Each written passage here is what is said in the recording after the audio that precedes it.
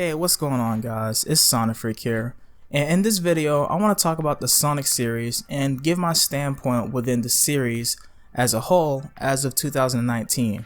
Now, while I do have a lot of discussions and theories within the Sonic series, I feel like this topic is necessary for me to discuss. The Sonic fanbase is infamously known for being cancerous. Now, I know that's a crude way of me describing the Sonic community, but it is the truth. So many Sonic fans have different ideals on what Sonic should be and what it should do. Because over the last 26 years, Sonic has been changed so many times to the point it's hard to exactly pinpoint what Sonic exactly is in terms of style and identity. We have classic Sonic, we have modern Sonic, Sonic as a knight, Sonic as a werewolf, Sonic as a race car driver, Sonic as a Mario Galaxy, and the list goes on. Sonic was pretty much like the Mario with Sega, but here's the problem with that. While Mario is put into various genres of video game titles and spin-offs, it works because of this one thing: consistency. As simple as it sounds, I have to give credit to Nintendo because they are fairly consistent with the stylistic choices within the Mario series. So when we see Mario doing kart racing or tennis or whatever else, we don't really think about it because stylistically it is designed and it is faithful to the Mario universe. While with Sonic, Sega lacks this ability, as we see with Sonic being a werehog or as a knight or in a city. It's pretty jarring because the world that surrounds Sonic in these different genre titles aren't styled properly around Sonic's design and his universe. Which is why games like Sonic 06 and Sonic the Black Knight wasn't aesthetically pleasing or at least faithful to Sonic's original world based off of Mobius. This also explains why Sonic Saturday M does better than Sonic X, because Sonic's world that surrounded him is made for him in Sonic Saturday M, where in Sonic X the world that surrounds him doesn't really fit him, and it's probably one of the reasons why I dislike Sonic X compared to the other shows, but I won't get too deep into that. So I'm pretty sure you're wondering, why am I mentioning or talking about this? Well, it's because many Sonic fans became fans of the series at different periods of time during Sonic's career.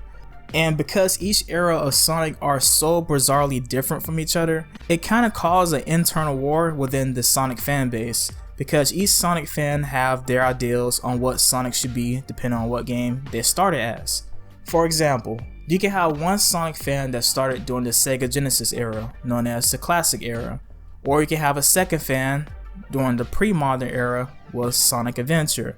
But then you have a third fan that started during the Sonic Unleashed and Sonic Colors era, during the modern era. And just for kicks, you have the oddball Sonic fan that enjoyed games like Sonic Boom or Sonic Forces. All four of these fans are bound to disagree and argue with each other because these era of Sonic games are so radically different from each other. And it goes back to my point earlier, Sega never really made seamless transitions when experimenting those ideas with Sonic. Worse yet, they would start on a new style or ideal with Sonic, only to drop it for a different one in less than 1 or 2 games. This leaves many Sonic fans in the dust, and this is why many Sonic fans retain this type of reputation, as it being cancerous for the lack of better words. So, with all that said and out the way, where do I personally stand within the series? Why does it matter?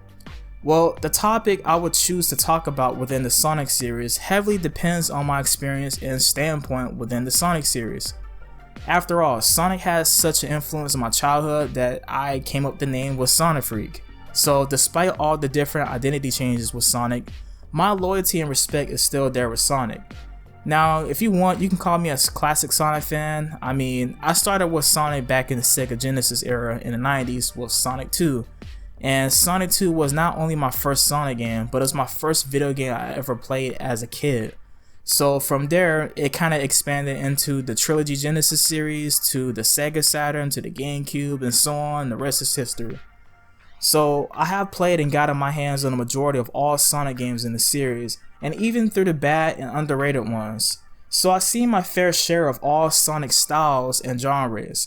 But if I were to be honest, as of 2019, my passion for the series isn't as strong as it was back in early 2000s. In fact, I guess you could say that Sonic's best time was in the early 2000s when he made his transition to the GameCube, Game Boy Advance, and the DS.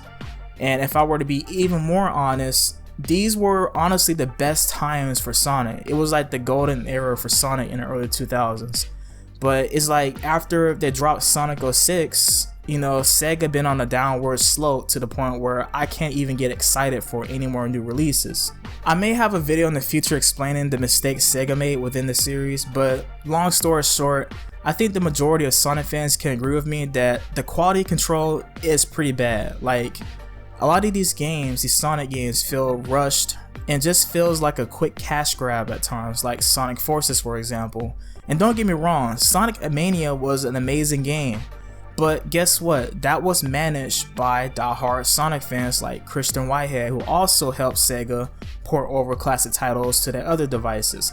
So I can't really give Sega slack, because if it wasn't for these particular Sonic fans, Sonic Mania probably wouldn't exist to begin with. But hey, I digress. And lastly, the Sonic movie.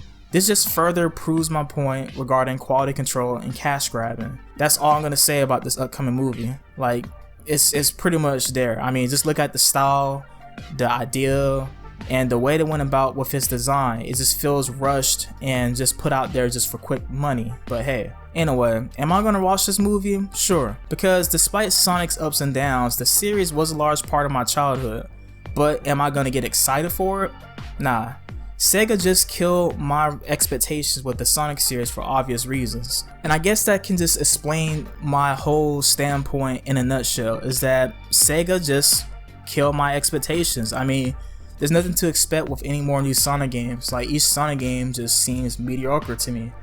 I don't know. Whether they're gonna release an actual groundbreaking Sonic game like SA 1 and 2, who knows, but honestly, who cares at this point? I mean, it's just cool to see Sonic still thriving after more than 26 years. I mean, no video game franchise can really brag about that, you know, because, you know, most video game series don't last longer than 10 years. So, hey, Sonic's still alive and running, so I can't really complain about that, but hey.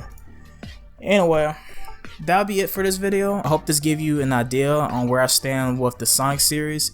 Where do you personally stand with the Sonic series? Do you feel the same way, or do you feel different? Let me know in the comments below. Until then, I'll be dropping some upcoming Sonic theories and more discussions. So until then, peace.